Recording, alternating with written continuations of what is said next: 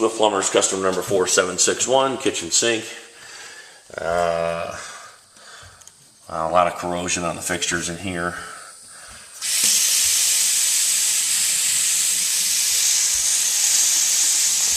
Kitchen faucet works.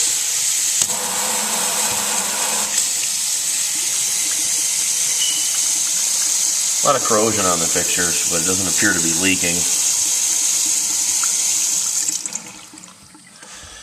Check the drains underneath.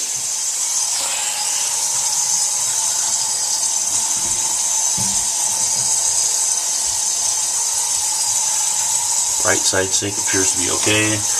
This has a Studer vent. Water lines underneath are dry.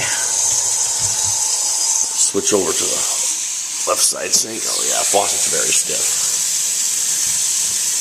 And the faucet does have a bit of a drip on it. The faucet does have a bit of a leak right there coming down the side.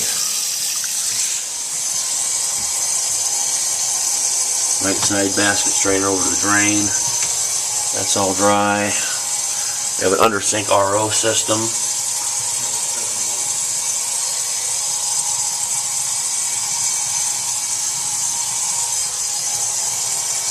No line hooked up to the dishwasher line at this time.